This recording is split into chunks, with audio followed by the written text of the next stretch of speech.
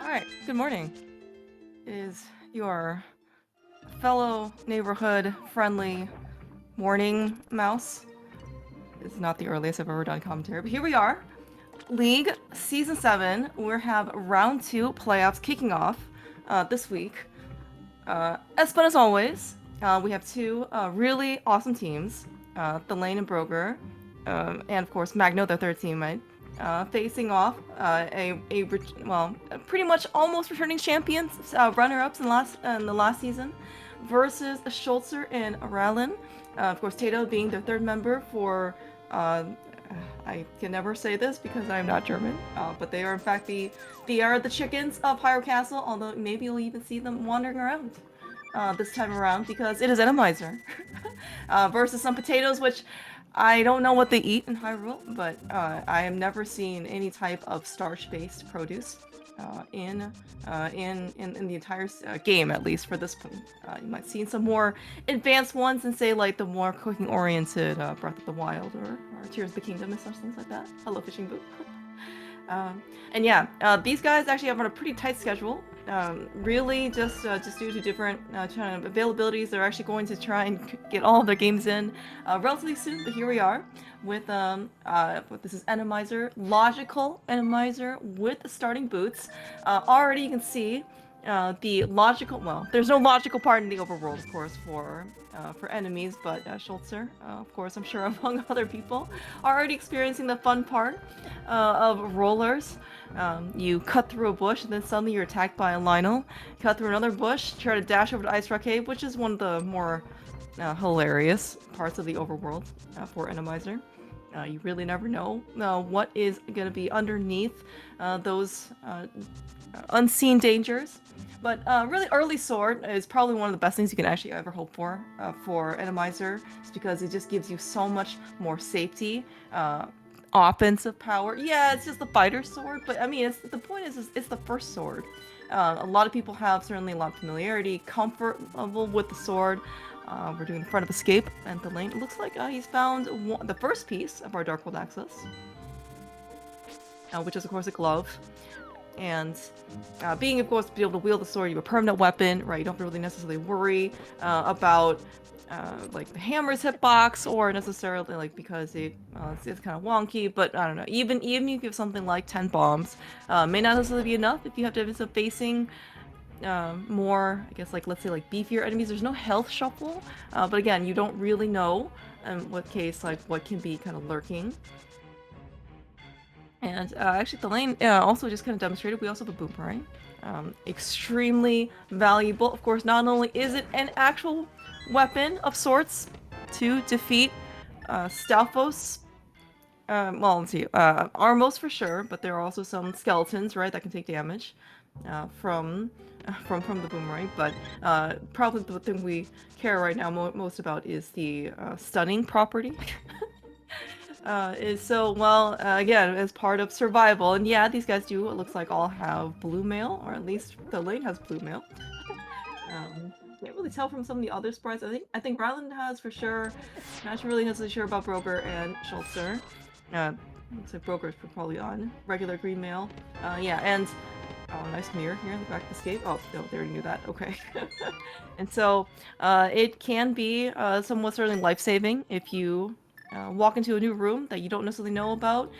Not having a lamp in the dark, your maybe your panic button that you first picked certainly can't be the boomerang. And yeah, Schultzer's also showing some of the dangers of South Shore, especially. In this case, we could see the Lionels, but that was just kind of unfortunate. One of the dangers, of course, of having extremely low health.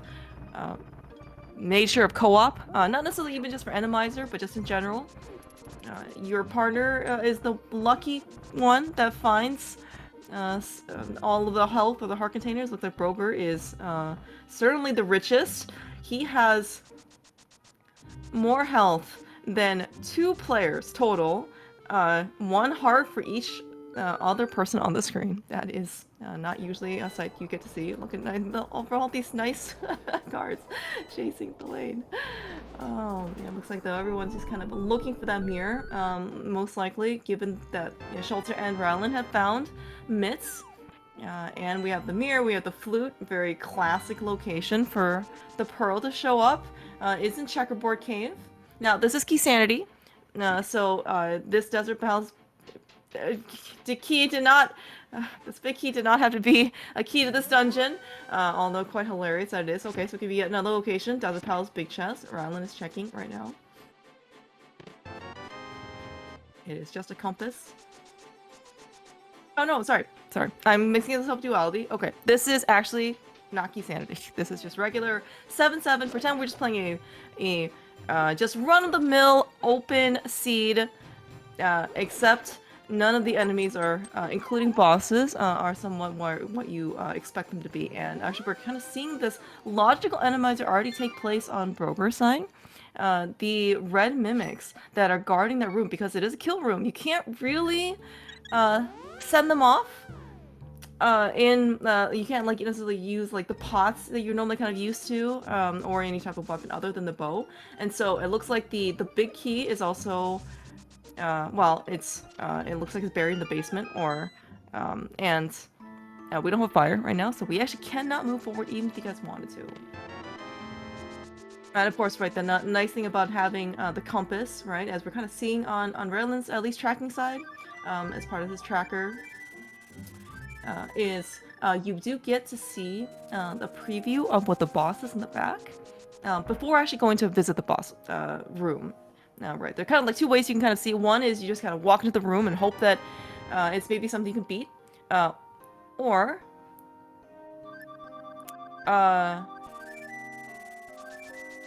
you hopefully can find the compass that's not on the boss. And then you can at least maybe save yourself, let's say, like, you know, like a minute or 2 of going back there. Of course, like the viewer favorites boss is always going to be Trinex or some version of a different boss on ice when we get to GT. Those are always really fun.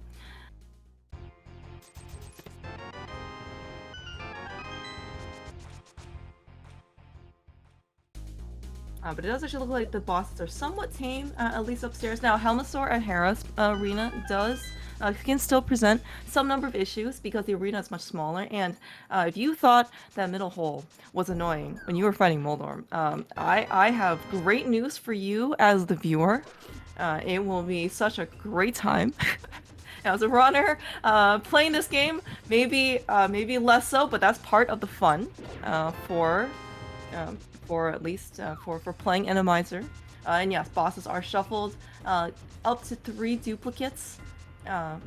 Guaranteed 3 duplicates, plus a guaranteed 1 of every other boss that's available to be shuffled. With some exceptions, in that not all bosses can appear in every arena. For example, like Lamo cannot appear in the Hera arena. Trinex cannot appear in the Moldom arena, just because it's just like it's not suited. Either it's too small, or the arena somewhat more like aerial, I guess, right? So it's not really gonna be kind of like too feasible. We did actually find Hammer and Thiefstown, very classic location for it to be. At least it was in the front. So front 4, you can kind of assume that it's pretty much overworld, especially in co-op, I really don't see people skipping it. The fact that we have an early hammer, given mid-Starport access, is I would certainly consider to be a nice change of pace, because it really does make routing a ton easier. And while hammer go mode sounds great on paper because the hammer does lock a bunch of stuff, it does lock complete stuff. Like how many times you've seen, oh yeah, the hammer is just a pod, hammer is just an ice palace. Well, you gotta, like, you really want the hammer in order to, before you go into ice, you can go beat it, right? And so if you're kind of in that type of situation, you're gonna have a lot of dungeons you can partially go into that you really don't want to go into because the time investment is quite high, especially given that this isn't Key Sanity. So the number of things we're kind of looking for hasn't really as somewhat decreased total. Alright, Redland's actually just picking up all of these compasses one by one. I believe that was a vanilla Mothula, maybe? I'll wait for him to mark it. If he doesn't mark it, I'm just gonna assume it's vanilla. Somewhat maybe notable as well. We see actually all of the pendants. Thief's Town's a pendant, Swamp is a pendant, and someone else has a pendant mark somewhere else here, right? Para's a pendant, right. So could certainly kind of influence some of your decision. Now that being said, because it's boss shuffle, we may not need that ice rod. Trinex can maybe spawn in some of the pendant dungeon arenas. For example, like Trinex can be in Argus' spot. Trinex can be at Ice Armos spot, and maybe the big key, GT big key, is just not back there. Right? It's early enough, so we may potentially could avoid it. It's just part of that's part of the fun when you're climbing GT and you haven't seen a Trinex yet, and you're just like, okay, I hope nothing shows up. Yeah, but the pace is certainly moving pretty quickly. This is, of course, nature co-op, and you really try and put, despite being on the same team, you try and put as much distance as you can between yourself and your partner, especially towards the beginning, even probably mid-game, sometimes even late game. That can happen because especially if you're still looking for something, GT Big Key would be a very classic example at the end. But right now at the beginning, we can take some brief inventory. Right now, we don't have a bow. That's probably one of the big ones, which, given the pod is a crystal, we're gonna need that bow for sure. In Randomizer, you might say, well, there are no mimics back there. Maybe, probably. To that, that is a very excellent observation because it is Randomizer. Now that being said, it's logical Randomizer, which in the previous BT branch, all of the kill rooms, including mimics, were all shuffled out to be basically killable with hammer or sword, or basically something very simple, right? So so in that case, you do not need the bow. There's a statue back there you just shoot with an arrow that you hard required the bow for. So kind of seeing that pod itself is a crystal means that we are gonna have to need at least one weapon. We may not necessarily need that hook shot, depending on what happens. At least practically, I don't know how. I think every single one of these guys knows some version of maybe hovering and or bouncing, so maybe we can get past that Moldrum 2 gap. Now that being said, of course, I was thinking it's a pendant. Maybe we don't need to get to the back. Not necessarily, but again, Argus can appear in one of the arenas, in which case, you definitely need the hook shot for. One thing we're kind of looking at potentially for logical Randomizer is dead rocks. Yes, can and will appear in dungeons, in which case you're gonna need a powder is probably the more common one, or of course you can get the Quake Medallion. Those are always the hilarious ones.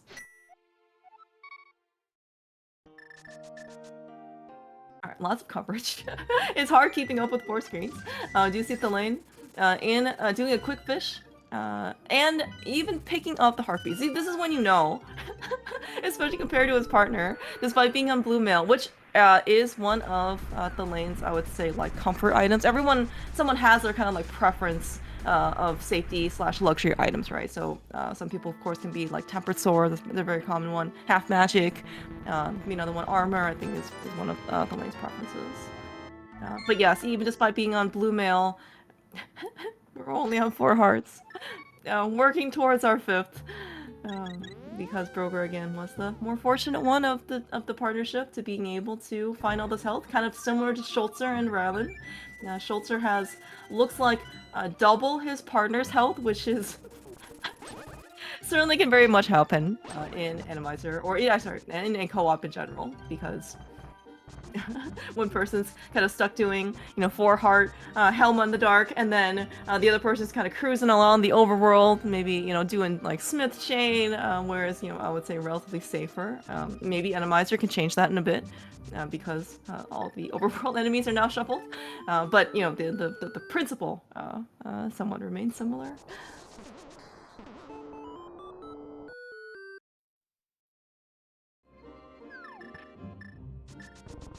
Speaking of no lamp, in Schultzer, what he's kind of doing in general, whenever you do some of the more common things you do see, especially top level runners, even runners in general do, with the lamp, like, oh, nice hook shot by the way. That's lamp locked in Pod Big Chest. That is a very good find for Schultzer and Rowland.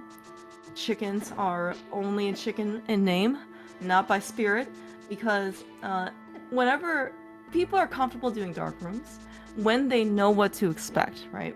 Especially how frequently this game has been played casually, competitively, especially by these 4 guys, being, of course, round 2 of League 6 and 7 playoffs. They have probably seen a room on average probably hundreds of times, so they kind of know how to maneuver things, even though, yeah, there's still going to be some danger spots. But Randomizer, you don't really know what's kind of lurking in the not even shadows, because we don't have shadows, we don't have light. So it can be kind of dangerous. Water walking, of course, is another one. Even though you can even see that just because the dangers don't have to be invisible in order to pose a pretty serious threat. Water walking, of course, means that you're always going to be one-hit KO, and getting hit in these situations can actually be pretty punishing.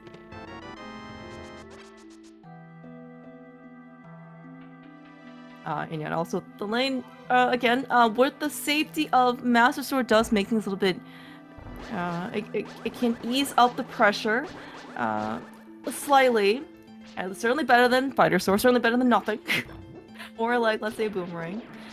There are quite a few enemies around in the Old Man Arena.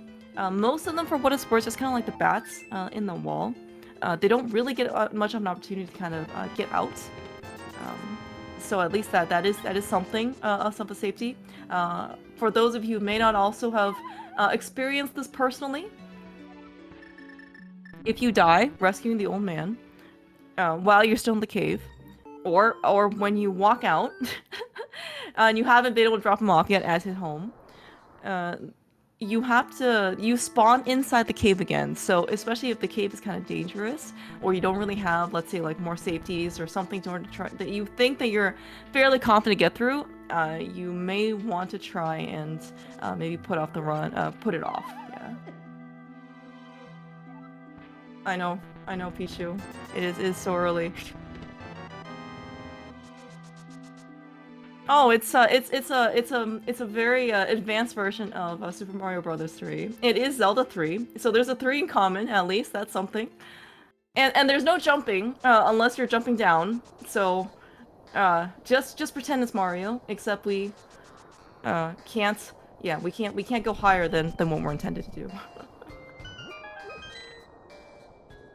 Yeah, Randomizer, as part of the 4 league modes that people are kind of picking, is actually one of certainly the most entertaining, in my opinion, to be watching as a viewer. It's not Key Sanity, I'll certainly give you that. So it's going to be a little bit simpler. We're actually seeing the demonstration of lack of hookshot needs on Broger's side. Is, of course, it's because all the enemies are shuffled. Also somewhat gives, puts the runners at a more, let's say... Oh my gosh, the chicken in Hookshot Cave, even more fitting because it's Hyrule Huhnerhorde. which of course is some version of chicken army, I think, in German. Any of the Germans can correct me or in chat. So I think it's also very fitting that Roger's final boss in Hookshot Cave was, of course, not the fact that he's lacking a hookshot. It's the fact that he spent the most of the time trying to open the chest because the hardest guard, of course, if it's just chicken, was in front of Berta. Surely, in this case, when Schultzer's here, with the hookshot, he will have zero problems with this chicken because he is the chicken whisperer. See, he knows exactly what to do. He is, that's one of his people.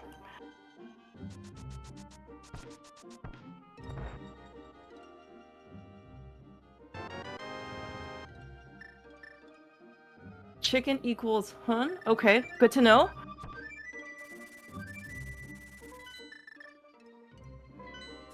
Chicken horde. Yes. Okay. Don't provoke these guys too much, especially with swords or any type of sharp implements. You've seen what happened in Hyrule when chickens stand up to the bullies that are trying to disturb their peace. Ooh, okay. Rowland also demonstrating that pod bridge, any type of actually NTR bridge, since we do have to eventually go there, is actually going to be quite dangerous because one of the I would say advantages, or something that especially people are more used to, and one of the things that makes rooms a little bit easier in general, is the amount of space you have to maneuver. Right, so if you have a very open room, even if you have a bunch of enemies kind of in front of you, like if you have room to maneuver, kind of run to a corner, right, or run them in circles to at least stall yourself a little bit of time to get used to what the enemies are, and maybe try and then come up with some sort of game plan, right? It doesn't always work, but yeah, like you have like at least the real estate is only to your advantage versus the enemies. So if you're kind of trapped in some very narrow corridors, for example, you really have like literally 2 tiles of space to move, right? So it can be panic-inducing just almost immediately. Speaking of panic-inducing, one of the nice things about, I guess, going into Ice Palace with bombos only, as opposed to Fire Rod, medallions are very, very much your friend. And that half magic we found earlier, I believe that was in Hype Cave along with armor, so that Hype Cave was extremely beneficial for people.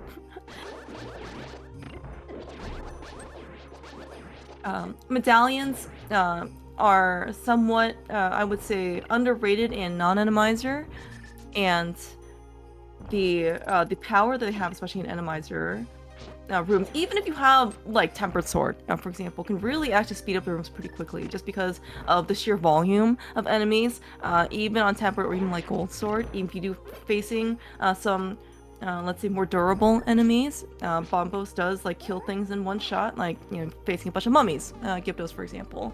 Yeah, it only takes 2 Gold Sword slashes, but then also they just burn from Bombos, right? So we are also seeing Schultzer pulling some more shenanigans that are not condoned on this restream. However, this is maybe another edge that can give the chicken hordes. It's just 3 bombs. This goes to show you that sometimes draining all your magic in order doing fake powder, yeah, it doesn't always necessarily to lead to success, even though, yes, it does give you an added logic check that you may not have been able to get otherwise. And yeah, okay, like fake powder, we can like it's gotten some flack, of course, as maybe one of the tricks that mushroom, a nice shuffle on mushroom spot turn in, that maybe have been a little bit more controversial, but it kind of follows the same type of principle, in that if it is out of logic, you may not ever have to go and make that check. Like for example, if the powder, let's say it's just saying GT, right, and you're currently still looking for bow, fire rod, maybe ice rod, maybe another medallion to get into, yeah, ether for sure, looks like according to Broker's Tracker. then like you may not have to spend that time. No, especially magic bad's a little bit slower of a check because especially for fake powdering, you need to drain all your magic, use Safari, and then you have to wait through the bad's cutscene and all that stuff. Right now, that being said, for co-op, we get a little bit more leeway because you do again get to kind of split up the coverage a bit, and if that is going to, especially if fake powder leads to something somewhat major, or even like a really nice safety for you as the one who fake powdered, that certainly can be pretty good, and it's going to be just not as punishing if we do it again on a team.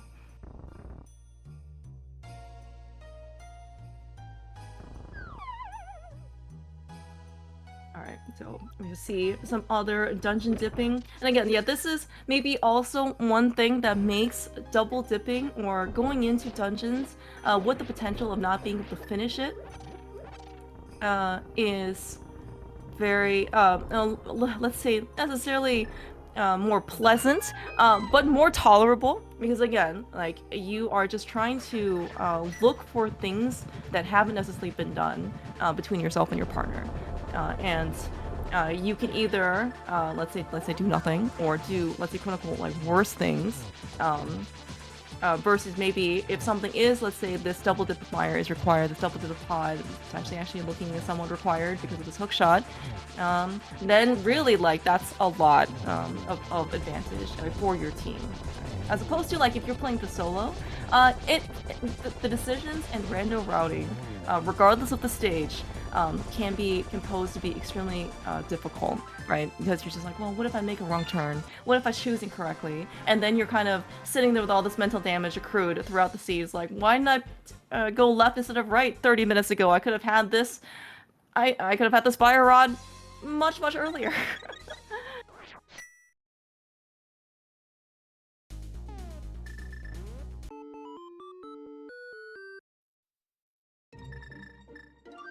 I'm not actually sure if we found anything in Mire. That all being said, we do need, of course, the hook shot or the boots to get in.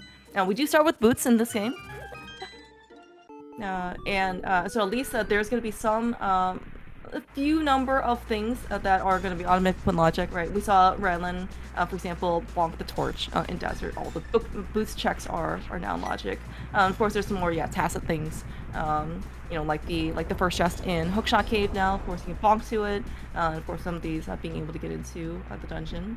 And speaking of Eastern Palace, the lane getting through the actually pretty dangerous, because I definitely saw some fireballs being shot through Lionel's in the dark. Huge kudos to him for getting basically through that room with literally no light fire source, like no fire rod, no lamp, those are the big ones, no medallions. Being able to find whatever he needed to do to kill the thing. Now, unfortunately, this of course being one of, certainly, of those of you who may have known me in the community, Lamos is probably my favorite boss. That being said, we are here without the bow. That has yet to be uncovered, but Villain did a very nice job with the equipment that he had. Bombs and, again, nothing else really to his name. Hammer, I think, is okay. Oh, the bow is a Mire? Nice. I missed that. Well, why didn't the lane move? Surely his partner, Broger, will now rush the back of Eastern, right? Given that we saw kind of nothing in there.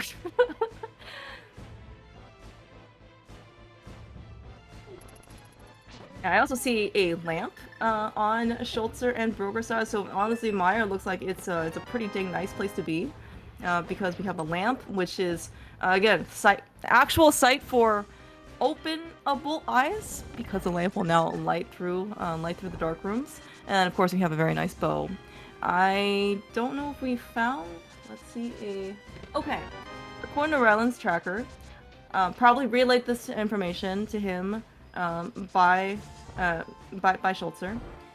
Being in Mire, is it looks like it is Argus, and the lane is the one who has the hook shot, because he was the one in pod. Schultzer went to pod first, so he is going to be able to beat the boss down here, with of course being able to see with the lamp, which is something that's certainly very good for Schultzer and Rowland. Not going to be a big deal in order to come back here to go to pod basically first, but it does certainly look like that unless a bow is somewhat floating around in like the overworld somewhere that's still accessible, so like maybe we can single dip pod. But given that the bow was in Mire, it looks like you have to go, you have to double dip something, right? Mire or pod.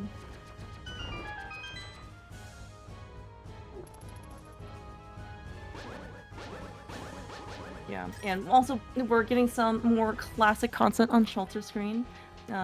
You do get to see this more in entrance, just because you don't. Mire isn't always necessarily somewhere you can kind of like flute to, in like the Mire area.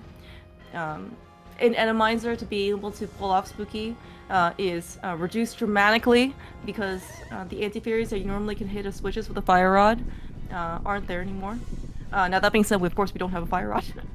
So we really can do more spooky action stuff to begin with. Alright, but yeah, Schultzer with his seeming now a second rope. Where did these guys get this help? Alright, Schultzer's on his second row of hearts. He's on red mail, which certainly does kind of ease up the actual like puff damage. Master Sword, yeah, we've done Master Sword fights before. So relatively, honestly, pretty straightforward boss. Not too big of a challenge, I would say, relatively speaking, among all the different things that really like could be in this arena.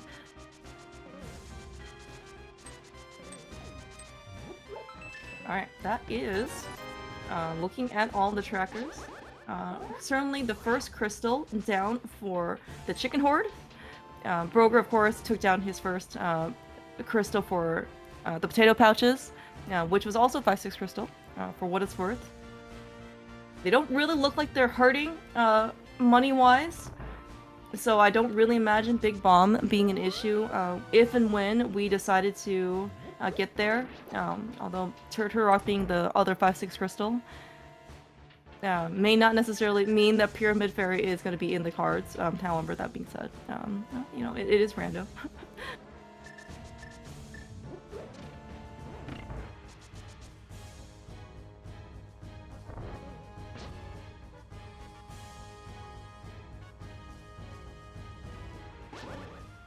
Now, I'm looking at Brower's tracker. If there is a malfunction, or like maybe the hookshot hasn't lit up yet or something, I certainly hope that he either didn't check the boss. Maybe this is his way of finding out where the boss is, and we just don't have the compass, or if we just forgot and we're leaving.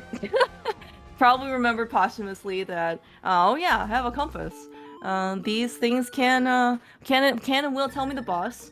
And yeah, there's a little bit of extra time spent in the basement. He did get fairly far into the basement before kind of mirroring out. However, it really wasn't actually that many screens because he still had to go to Bridge Chest anyway. So it's everything was fine. Very minor time loss, I would consider in the grand scheme of things.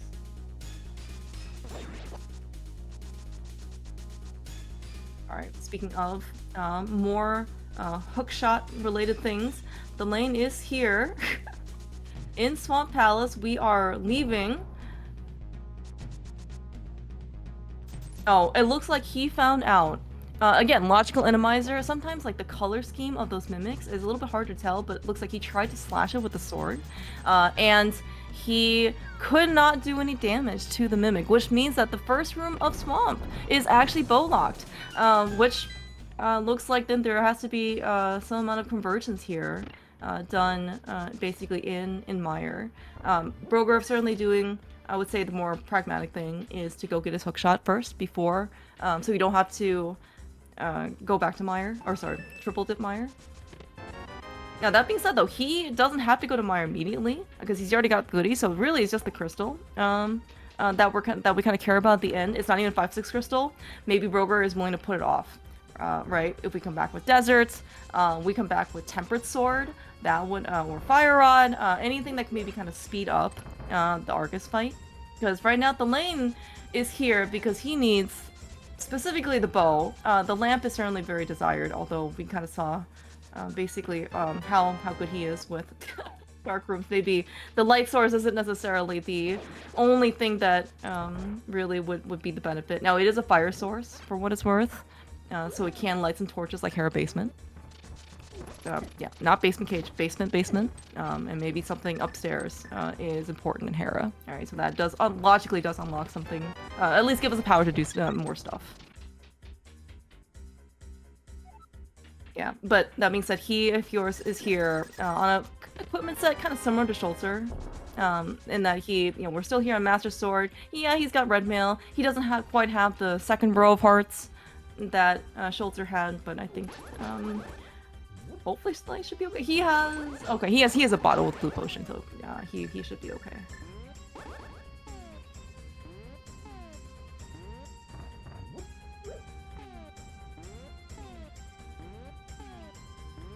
So for bosses, we have, I think, seen all unique ones so far.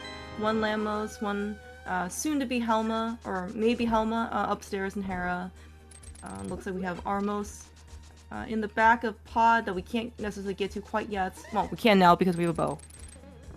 Asterisk. If it did look like Schultzer found powder and ice big, so if there are dead rocks back there, then yes, we can actually get through everything, but at least like the bow is kind of like the minimum requirement.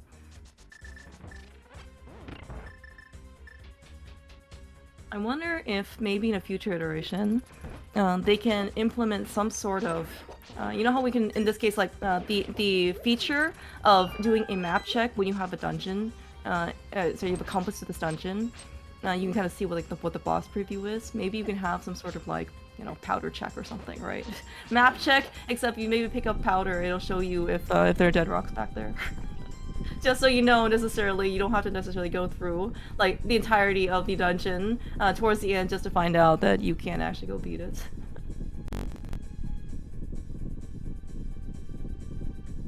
Yeah, swords. Who needs swords? We have learned how to defeat, I guess what looks like a vanilla cold stare in Ice Palace. I think that's also one of the less copium-oriented things, because it is boss shuffle. It's probably more likely that you'll find an easier boss in some, especially some like late game arenas, because again, like the whole point of the higher up, the later the dungeon is. The game kind of scales the difficulty, right? So naturally, Cold Stare, Vitreous, Trinex are going to be the hardest bosses of the game. And then if you're going to shuffle something out of, let's say, Cold Stare Arena, I mean, chances are it's not going to be kind of much. It probably can't be much harder, right? Than what's originally there. And so maybe you can hope for like a Blind or like a Mothula, especially, right? Those are going to be some of the more easier bosses. But not in this case today. We just have a very non-shuffled Cold Stare. Alright, yeah, Broger is taking care of the Light World version of Pod's original boss, which is Armos. Yeah, slightly, again, more less muscle memory, because, again, like, everyone is somewhat kind of used to, when I say everyone, these four guys, at this stage in their rando careers, are very accustomed to the quick kill version of, or multiple quick kill versions of Armos, but those spikes in the end kind of make a lot of quick kill setups somewhat less feasible, because you kind of want to stand where the spikes are and somewhat maneuver around there, and in this case you just kind of can't. I always wondered why the spikes were there to begin with, because it doesn't ever seem like you could get behind Helma's, or even if you could, like, how are you gonna damage him? And maybe the devs, back when they first made this game, had the foresight to see that somebody else significantly farther down the road would be like, you know what would be cool? Boss shuffle. And now they can't do anything.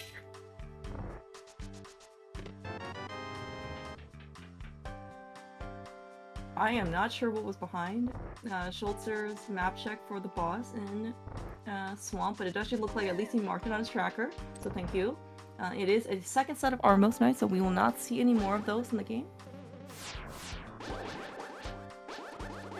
Oh, is it? Maybe a Z1 reference? Okay, that's cool. Zelda 3 was the first Zelda that I really ended up kind of, I guess, like, really investing my time with a lot, so I'm not, if there are Zelda 1, and I know that Zelda 1, Zelda 2 is certainly very popular here on SpeedGaming channel, so that's really cool to see. Broger, by the way, trying to deal with the dark room. I don't know how did the lane do this? Like, he literally did this in the dark. No lamp, no fire rod. Did he have a hammer? He had a hammer.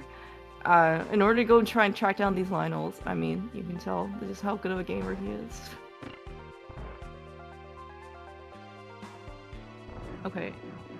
Was that Mothula? Okay, maybe I just can't read Schultzer's tracker, or maybe he's incorrect.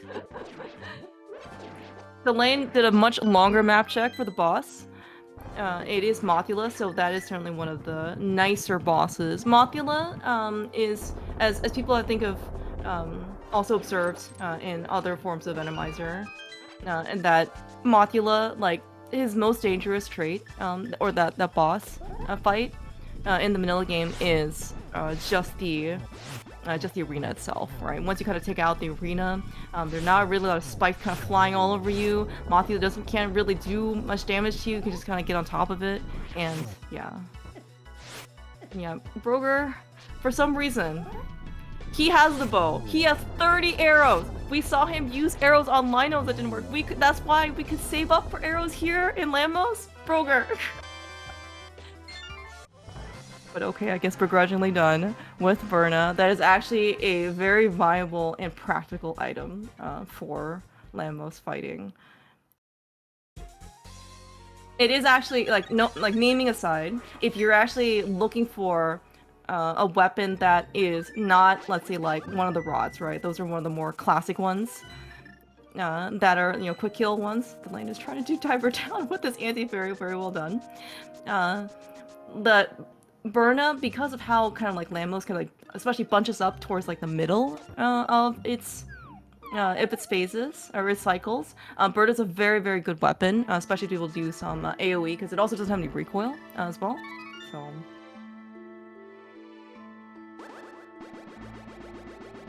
Alright, Force Broker doing the powder check in logic now.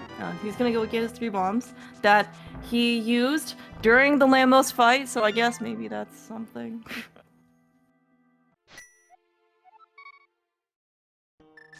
Yo, weapons. Yeah, and we're kind of seeing on, you know, just different parts of the screen, the logical Randomizer kind of coming into some of the play. At least in the beginning, that we actually just very much need a bow. Haven't had any dead rocks yet in order to try and kill them within the dungeon, at least as a blocker. I'm still waiting, and it'll be fun. Alright, so we have green pen to turn in. Looks like Schultzer taking his... Oh, we found a fire rod. The lane found a fire rod in Swamp Palace. Perfect.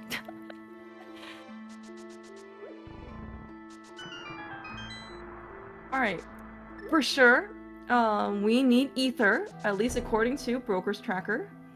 Maybe it's here at Ether Tablet. It is definitely not here in Ether Tablet. Yeah, it's just checking, trying to take some inventory for what we still need for Go Mode. Collectively as a 4-person restream, and also individually for both teams. Ether in order to get into Turtle Rock for sure. And again, all the bosses so far that we've seen, I mean, that Trinex is... The more bosses that we've seen that isn't Trinex makes it more likely that the bosses we haven't seen are going to be Trinex. And the possibility that you are going to run into one potentially in GT or... maybe GT at this point, and that might be the only one that we don't know. Or of course, Trinex itself, or Turtle Rock itself. And because it is a crystal, it looks like we're gonna have to go find that ice rod.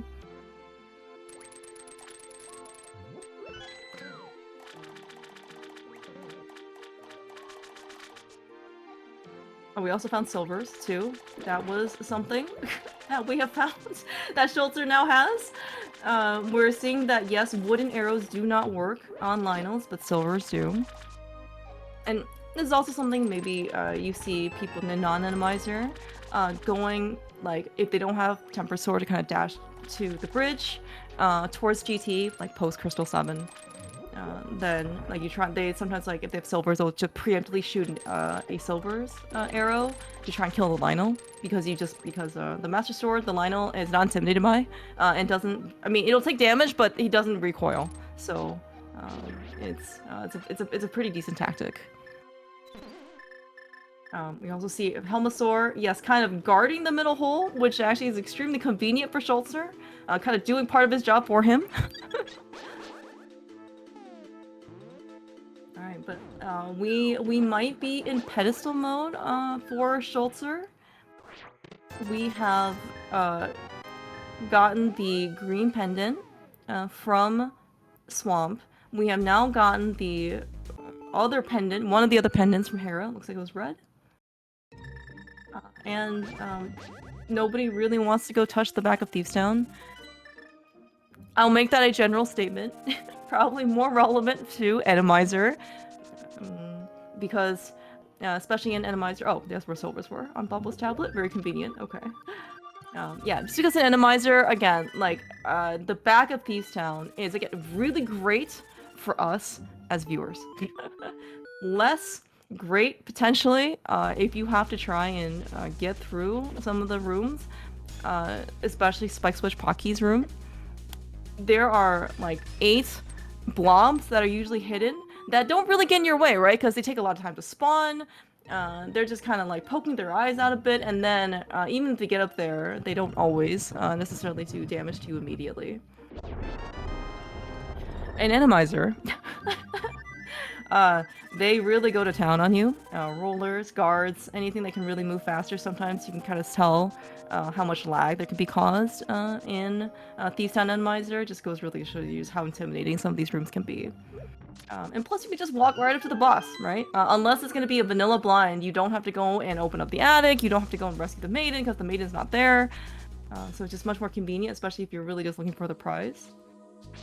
And the prize in this case is just a pendant, so, like, we may not even, like, want it to go there, but as we're finishing up the exploration of both Light World and Dark World, we might be kind of dwindling down on the number of available possibilities we have in order to go find this Ether Medallion, and of course, most likely that Ice Rod.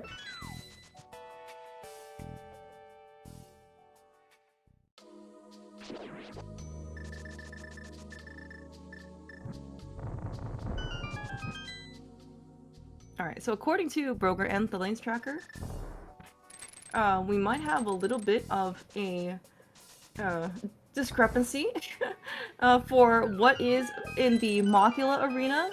Nice little micro hover there on Broger's side, saving some time. Raylan says it's Argus, and the Lane and Broger say it's another Mothula. We will find out shortly which tracker is more accurate.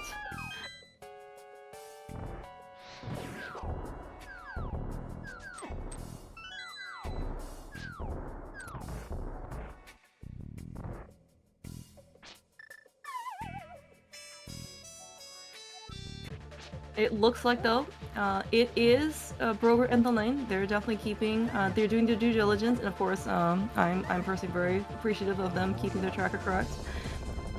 Yeah, just Mothula. Broger, of course, has seen this fight many a time, although it does, one of the things that you kind of see people somewhat be like, oh no, I need to get the prize at the end. In Randomizer kind of only.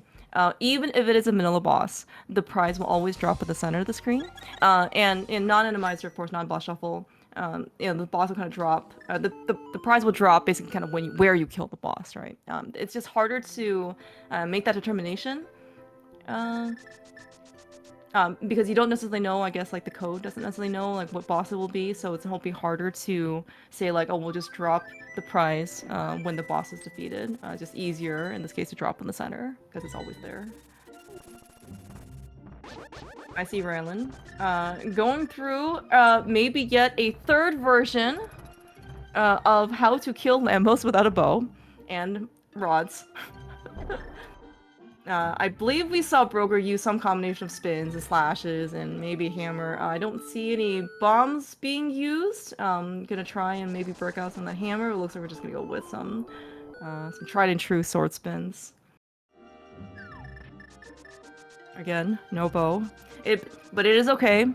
They are under no contractual obligation to use the bow for these Lambo fights. There is another team called Use Bow, which may or may not also be competing in league playoffs later on this weekend. And I'll just say that team is 11-0, and they use the bow every time for their matches.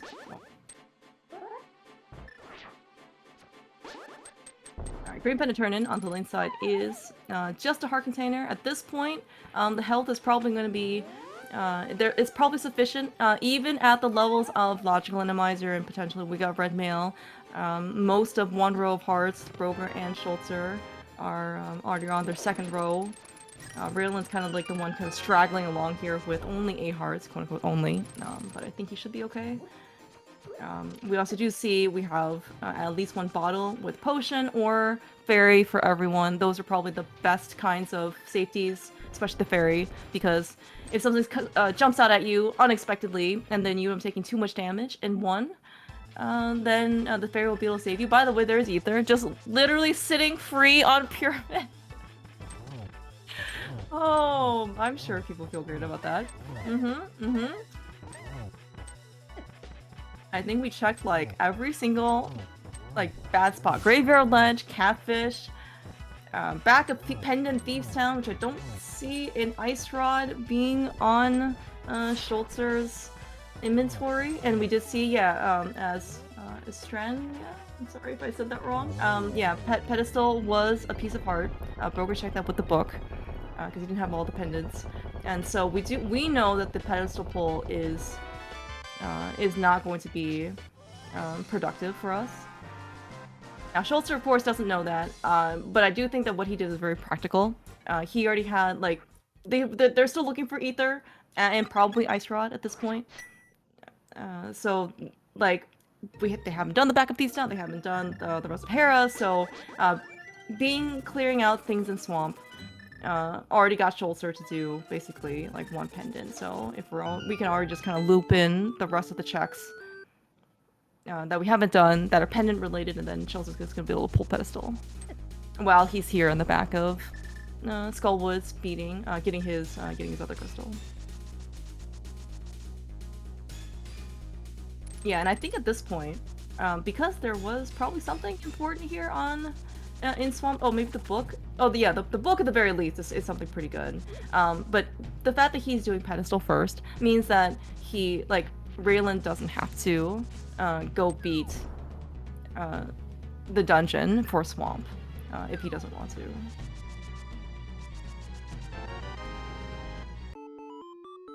Yeah, so this the Ether pickup for both the lane and Broger, I believe is like, if you hope that there's no Trinex in your path, then we're going.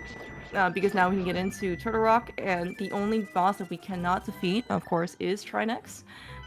So if you have some faith that maybe there's another Lamos in the back of Turtle Rock, there is... what else can we have? Another Cold Stare, right? Anything that doesn't involve the Ice Rod, and Trinex is not in the Lamos 2 position. Or of course, in Ice Armos, and we don't need the we don't need the big key behind Ice Armos location. Then we can just go. There is still. Did we do Smith Chain? Maybe we did Smith Chain pretty early. The Ice Rod, by the way, can also just be in GT. If Trinex, or sorry, if the Turtle Rock boss is not Trinex.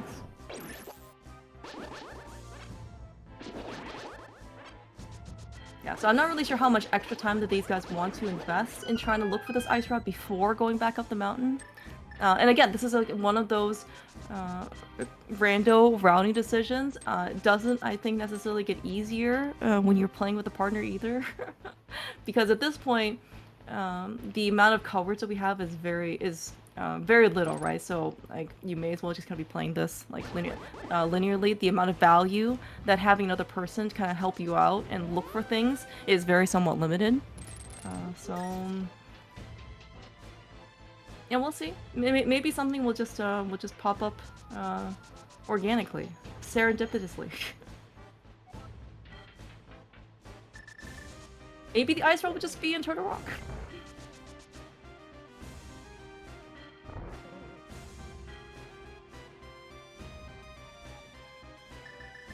I can think of some fairly annoying locations for that ice rod to be if we do need it. For example, I do see that Turtle Rock is a 5/6 crystal. There is nothing preventing, let's say, like a Lamos at Trinex location, and then maybe, you know, will be Trinex and GT somewhere, and so you have to go and do Pyramid Fairy after being on the mountain. That's probably one of the more tedious ones to go to.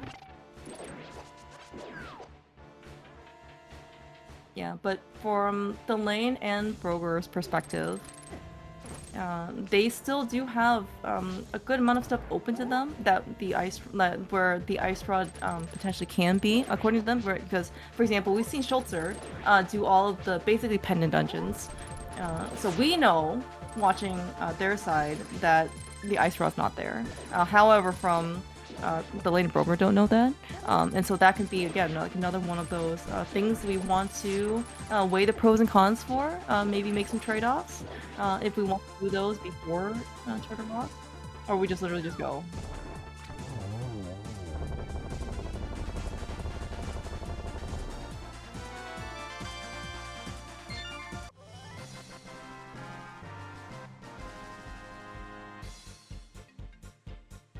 Death Mountain, Dark Death Mountain, is actually guarded pretty heavily. This is somewhat the security I would expect for being such in like the late game.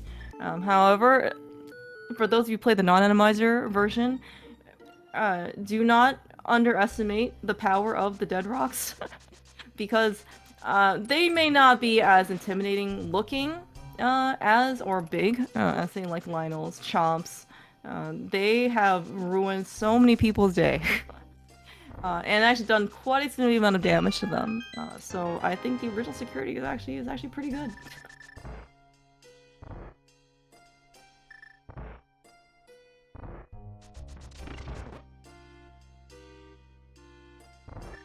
Alright, Mothula down for the lane. And Broker is checking, and it is a Trinex back in. Oh, that's maybe Schultzer and Raylan just actually knew this the entire time. I just thought it was a Lambos back there. I'm sorry, I cannot actually tell. But okay, then that means that they absolutely have to look for Ice Rod. Desert is a crystal. We do have to go beat this. And it does look like Broger gonna kind of follow in Schultz's footsteps, looking for this Ice Rod. Potentially in Turtle Rock. The lane is following suit. You don't often get to see something like this in co-op, unless like people basically in go mode, right? Or they have just hard lassocated whatever item it is, and there's no other location for things to be in except for this one spot that we both haven't been to, and so we're just like, okay, well, I guess we're both converging at this point. But I guess that just means that, and you know, these guys are talking amongst themselves, trying to figure out what the best decision is as a team, and it does seem like the lane and Broker are just convinced that the Ice Rod will just be here, that this is a good location. Maybe they feel a little bad being so late to Ether. Little do they know they were actually the first to Ether. Anything on Pyramid for what it's worth. If you do last locate Pyramid, it's honestly not probably one of the worst last locations, just because it is just a very difficult spot to get to. Just in regular routing.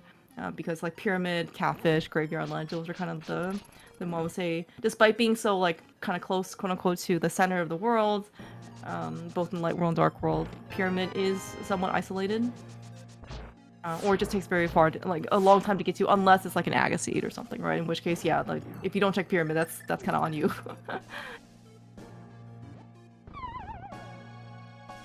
We also see one of the perks again for us as viewers in Randomizer. Some of the Baris that were originally here have been randomized to statues, and actually, this is one of the most hilarious ones. Kind of really goes to show you how much you can't go on autopilot at really any point in Randomizer. It's pretty hilarious.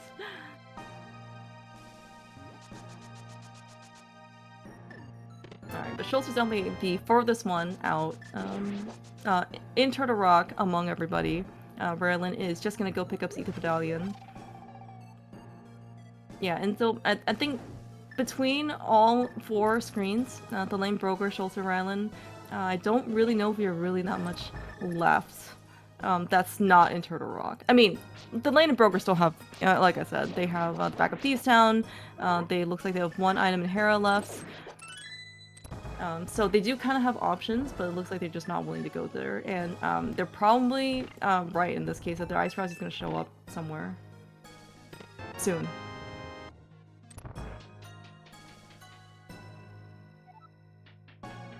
I'm just trying to think of all the other kind of like straggler checks that we've ended up doing before.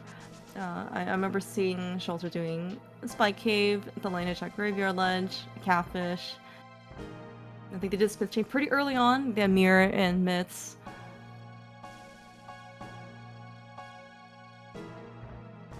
Yeah, and of course, as we're going through Turtle Rock, this is one of the dungeons that, you know, again, well, okay, maybe not this specific room.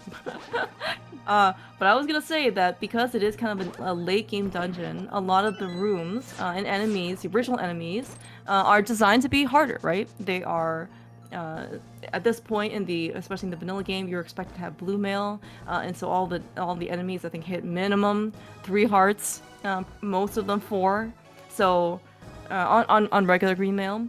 And so to have enemies somewhat enemized out, again, like, you kind of already were at the upper quartile of enemies set up for difficulties. So it's harder to, I guess, like, get, like, it's much easier, or probabilistic to get an easier set of enemies. And that being said, some of the stuff may not necessarily have gotten that much easier. Like, oh, that red guard. I think that is a worse enemy than the red beetle.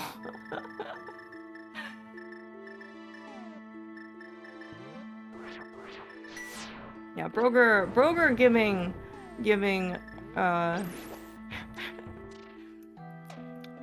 no patience for these pokies. We are just going to freeze and hammer them to death.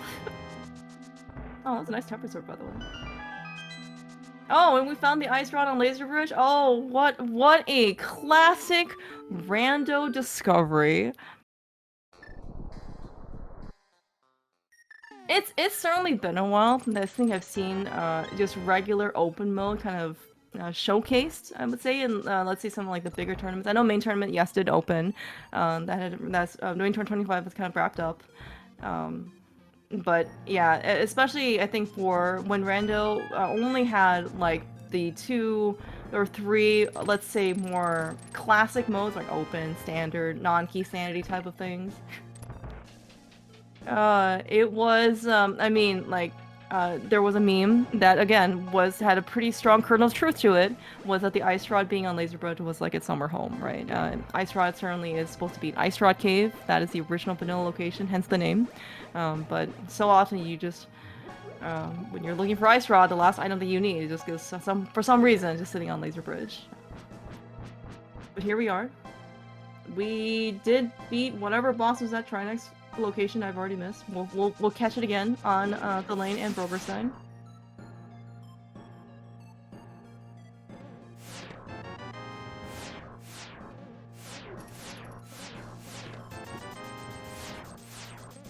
All right, so I think this is definitive go mode for everybody.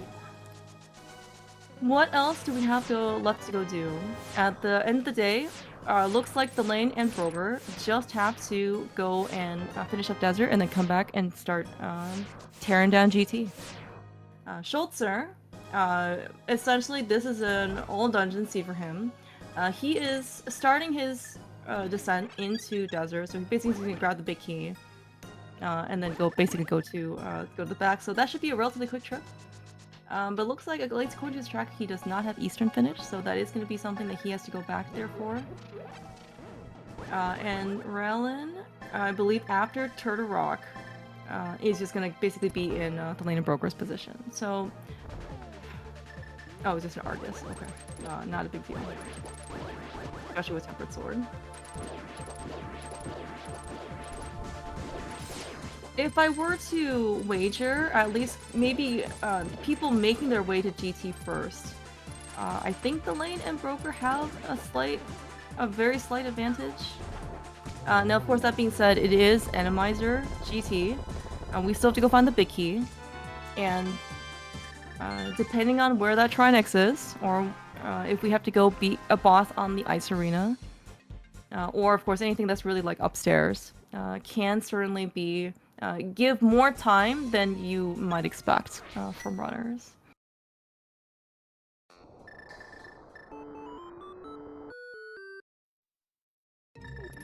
Alright, Schultzer, first one into Desert, Palace Arena, and we actually do see that, like, just kind of even... Oh, there's actually a very nice side-by-side comparison between, like, the lane showing us Turtle Rock Arena, well, at least at the time, versus, like, the size of the Desert Palace Arena. It is significantly smaller, and so, and again, like, part of, like, the advantage that you had, you know, at Dungeon 7's arena was that you had more space to maneuver. Right here, it's a lot tighter, so because it gets a bit more crowded, it can actually be a bit tougher to beat Trinex, especially if you're not careful. Yeah, but that is another crystal down for Schultzer. Yeah, Rylan is certainly the last of the four, finishing up Turtle Rock, the dungeon. And then, yeah, these guys are just... Everyone is getting bullied on Laser Bridge. What was that, Redguard? Does he know how to hover?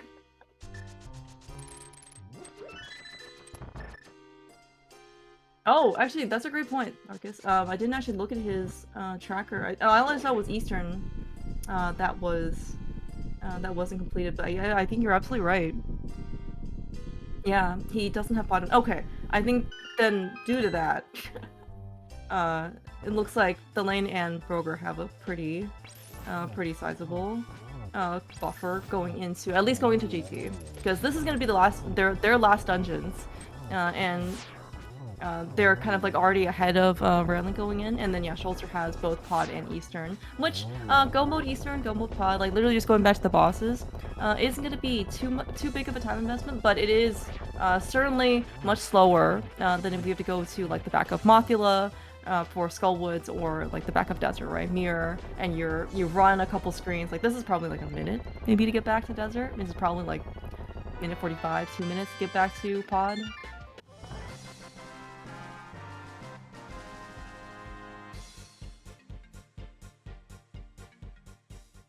Alright, now comes the fun part of any co-op mode if you are Thunlane and Broger.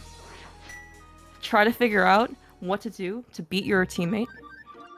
That, of course, is the true race. Yeah, they're racing Schultz and Rowland. Yeah. That part's always a given. But when you're kind of like this close in go mode, Broger has a looks like maybe like 10 to 15 second lead ahead of the lane, getting out of the dungeon.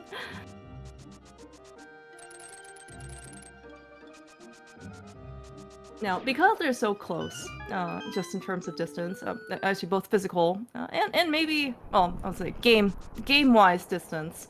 I don't know how big Germany is. I don't think it's that big of a country. I don't know where they are. Maybe they're also physically close. I'm not quite sure. But this is actually a pretty nice opportunity for them to again do a more parallelized version of GT Big Key searching.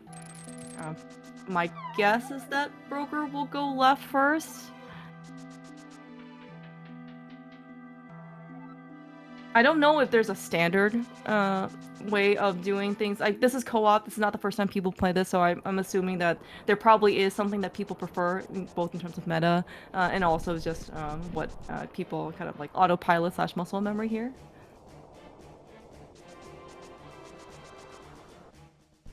But I do think that maybe people try and avoid the right side for as long as possible, because they don't want to go fight the ice boss, especially in Randomizer. But we'll kind of see what ends up happening. It's very possible that they'll still go to like just do all of Compass Room. Maybe if Brogan can get through Stalfos Room fast enough before the lane gets up here, then the lane can basically do right side and then just go straight over, you know, after Compass Room to go to Ice Armos and the boss.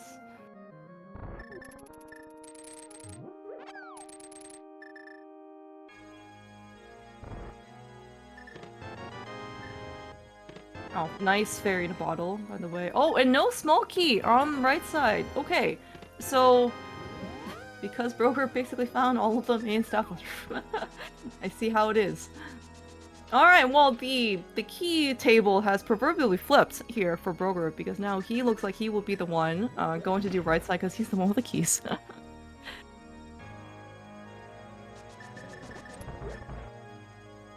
If I were Broker, I might have tried to stall and do Compass and do Tile Room first.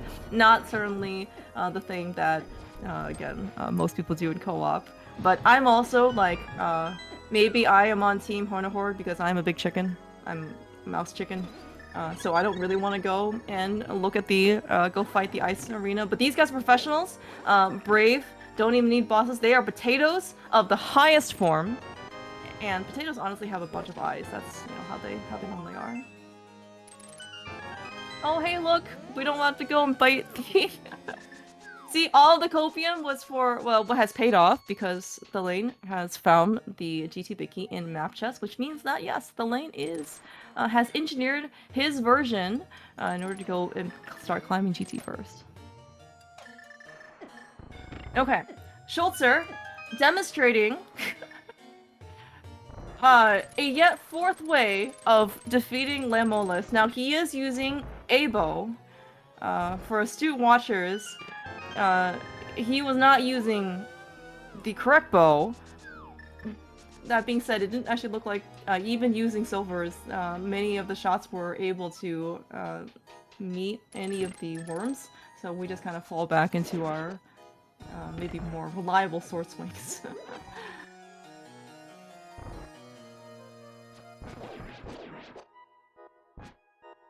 Alright, the lane's kind of taking not very many chances. Again, he does have the fairy to bottle from right side GT. So he's not really in, I would say, any danger of really taking early exit, like in terms of like damage. Because he will kind of always have that fairy as a backup. And he has a red potion, or sorry, blue potion.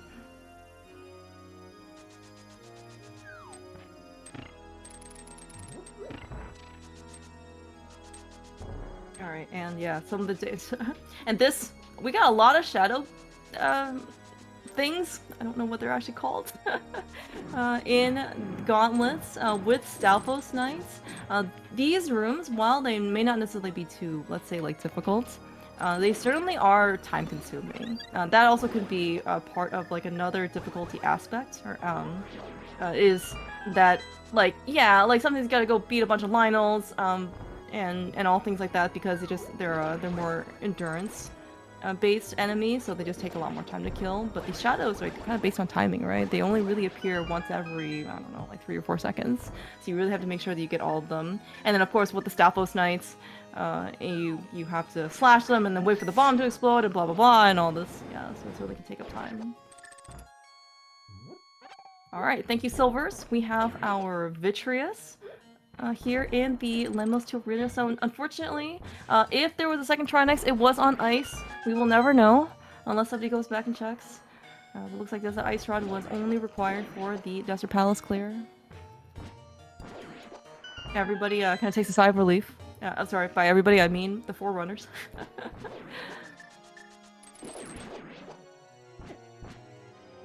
That I would say probably what they consider to be the last major obstacle in their path in terms of unknowns, uncertainties, is kind of past them.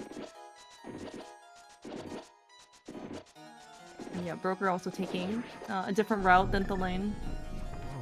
I think the lane just basically used a bunch of arrows to kill Vitreous, but this is also just, you know, perfectly acceptable. You do have to save up. I mean, yeah, we can save up some arrows for Ganon. There's always going to be 5 arrows in the pre-Moldorm room if you really need to pick some up.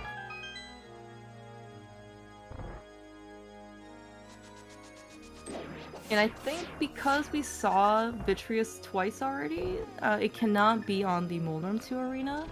So we probably don't have to go necessarily save any more arrows for that. Have we seen Moldorm, by the way? Okay. Speaking of the devil, we have our 6-eyed Moldorm, that I guess is the first time we've seen this boss.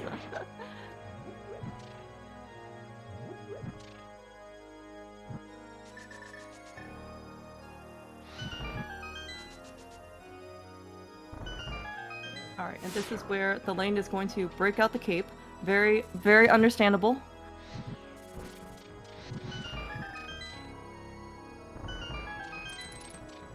Yeah, this is the fun part about Randomizer, by the way, but, well, I mean, I don't necessarily mean that in total seriousness, nor jest, I'm not quite sure, but when you actually see Schultzer walking around the different rooms, like, where is this enemy? Why is the door not opening? Sometimes you really gotta go hunt for some of these enemies, especially for, like, the blobs that pop up from the ground. You kind of have to go trigger it. The Staffel Snipes are pretty notorious as well. And these are some of the more like the little things in Randomizer that can eat up some time because again, you don't know what's gonna spawn in that room until you kind of get there, and then sometimes you think that you've kind of covered or done your good cartographer duties in that room, you still missed a spot, right?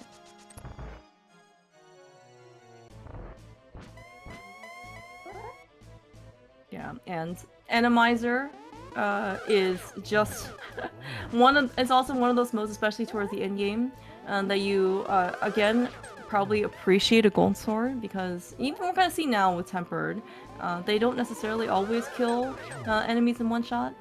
I mean, in this case, like they certainly do for these guys, but if you have Lionels and more Gyptos, you don't have really any medallions to your name, then yeah, it'll certainly help you out a bit. And yes, it actually does look like Agatu was extremely friendly.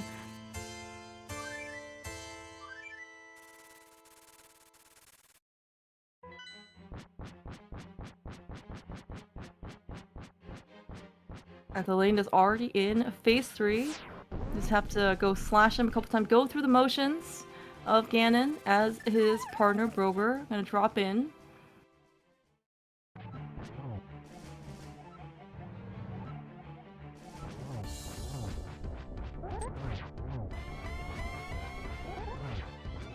Alright, that is silver arrows into Ganon for the lane.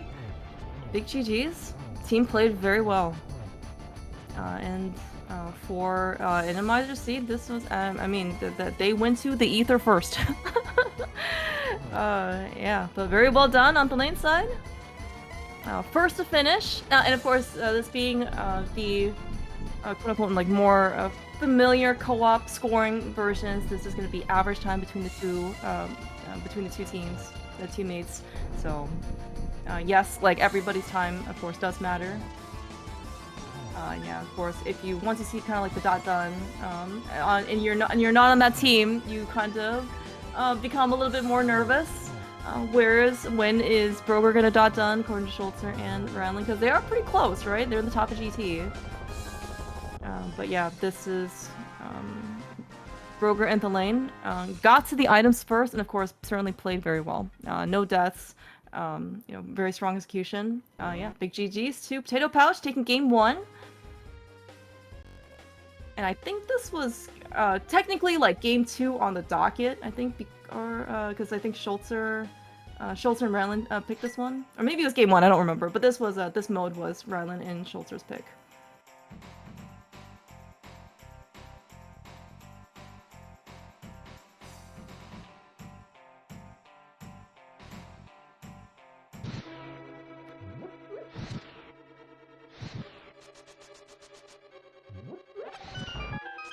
Alright, looks like Schultzer did throw in the towel. So big GG's, I think, to Schultzer. Like, I think, like, he played well. Like, all of these guys played well. And some of the routing decisions just somewhat ended up being, like, Schultzer and Ranlin, again, understandably, Schultzer decided to go after Pendant. And in this case, again, like, that's part of Rando. If you consider that to be, oh yeah, I got randoed because the Ice Rod was on Laser Bridge. And Schultzer decided to go and try and invest in Pendant Dungeons. Again, that is the one of the downsides, unfortunately, if you end up picking the wrong path to go choose to.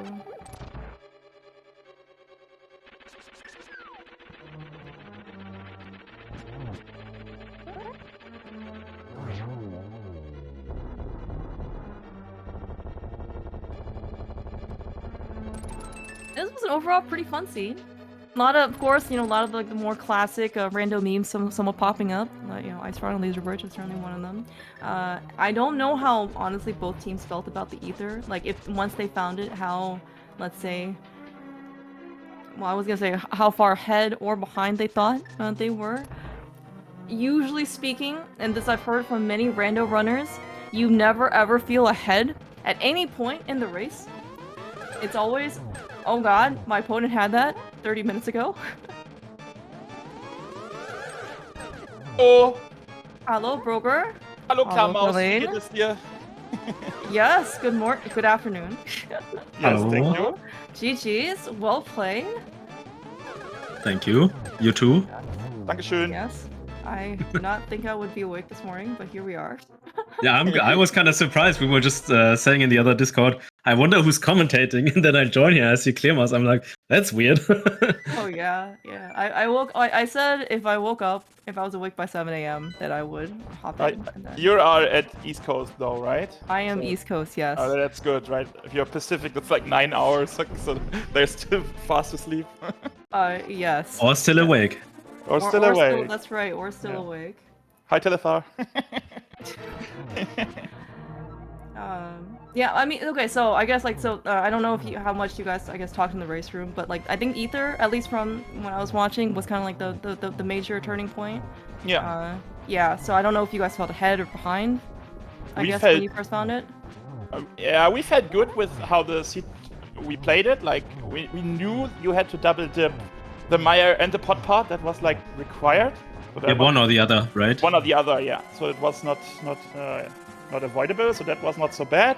We had no death. That's always good. Like I had an overworld death like second 20, but it was fine, right? But it's and yeah, we were kind of a bit like it could be a good play to do the pyramid with mirror and dark cross because that's two nasty checks and its red bomb is turn rock. So maybe there's a vanilla Trinex. So we will never be able to pull the red bomb. So that's two checks. I said that once loud, and Talane also considered doing it after Catfish, but then decided to not to do, and then it was like, damn it. So the Hera play and Talane's, I don't know what he did in the on left side. Yeah, that was okay, I guess. So yeah. Okay, yeah, because I think who ended up going in? I don't remember.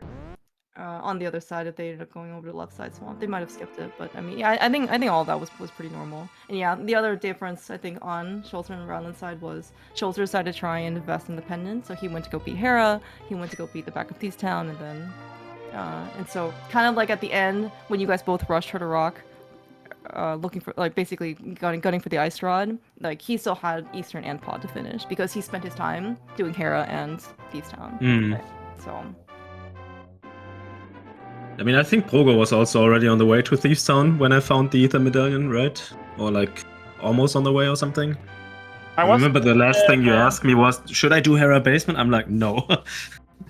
Yeah. You get here immediately. Yeah, I think so. Something like that.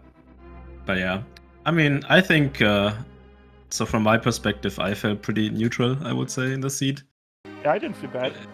Yeah, it could have been like a 50-50, I guess. Because we did some stuff extra, but not too much, so it's always like in that area where you're like, yeah, I mean, they could, immediately find it, or, have Ether like way earlier, or they could take like the same time as us, or even longer, right? So it's kind of in the middle there. Mm-hmm. That's how I felt. Yeah, I was joined by Rylan. GG's. GG, Ryan. GG's. Schultz at the lead, so he's not joining us. Okay. Yeah. I think we were talking a little bit earlier. It looked like actually kind of the major turning point was Ether. You guys didn't get there that much later than Delane and Broker did. At least like during the state of the race. But I think at that point though, like Schultz had already kind of made a lot of investments into the pendant dungeons. So that's kind of like where the gaps were. Yeah, we already heard from Ryan in the race room. They didn't do Catfish, Dark Cross. We did that, but they had done Thieves Town. But we did Hera though. I mean, Schultz did every pendant and then pulled Pet before we found Ether. I checked pad immediately with Fire Rod because we had one item left and we both were same time in Swamp. There was not much left at that point. So Talaine checked the left side while I was on my way to the book and Fire Rod it was. So and then I even grabbed the silvers when I was already in CAC. I flew back to my portal and then I continued into Skywoods and did Muscular for the second item plus Pedestal check. Yeah. Other than that, I think we felt pretty okay with that one. Like, by that point, Schulze had already committed to 2 pendants, and we had 3 items in the back of TT left. Yeah, versus same. 1 at Skullwoods, and we were still missing like 2 with Ether and Ice Rod. So yeah. So Schulze, did Thieves Town super early then, or Hera super early then? I went early into Hera, found out that it's bow locked, and that was we nasty. didn't have any items out of it yet. So when Schulze went onto the mountain, I think he did Hera.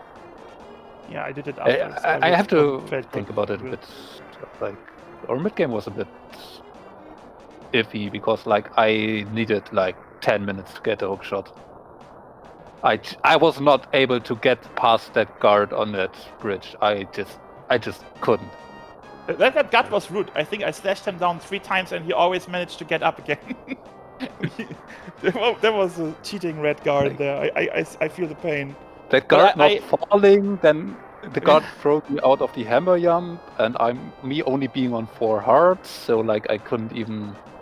It was just awful. Did you both had a double dip pot required, or did one of you go to hookshot? Like we had the hookshot knowledge so early that like I didn't want it to go onto the mountain without a hookshot.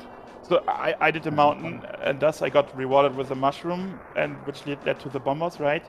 And so I could like nearly avoid the hookshot, but then it was required because I needed it for Fire Rod, and I was on my way to Vitreous boss location, and I realized I think in Dark Spooky 3 was like, oh no, I didn't check the boss, and oh no, it's Argus, I have to go out, and so it was not avoidable. We talked about that earlier already before you joined, that you had to either double dip Mire if you followed the mountain before pot, or you had to double dip pot to get a bow after the hookshot in Swamp or in Mire. That was a bit funny. I guess you can also double dip Swamp, in theory, for the other boat, right? Oh no! The first boat, no, the Swamp was bow locked, right? That's right. Yeah, exactly. That is which was funny. There was a bow behind. That's right. There's a bow locked bow and stuff like that, and that's logical, Randomizer. A lot of. I don't know if hookshot was also bow locked technically because Talaine cleared it. I don't know. I just selected the correct chests. Why would it be bow locked? Randomizer. Was there bow enemy on the right side? Yeah. Imagine knowing stuff about Randomizer, bro. It's still logical. I just know because Schulze made that mistake during the run. But isn't that still bow locked by logic, even though it's logical Randomizer? I think it is. Not with logical Randomizer anymore. It was the usual Randomizer, but logical Randomizer prides itself on that note. Okay. I think someone else told me something different. Maybe they tried to confuse me. No, this is true logic, basically. Okay. Yeah. So this also works for Eastern Palace boss then? Yeah. Yes. Okay. That is the point of this Randomizer. Yeah. The point that's why Swamp was like having Stompies and Pokies and Chain Chomps where they are already, so stupid enemy. I mean that's also why Swamp was bow locked, right? Because I guess in the vanilla logic it's not, but with this Randomizer it can be, so. Yep. I was just thinking now, but I thought maybe the bow behind in Maya was also like, I don't know, hookshot lock something, but it wasn't.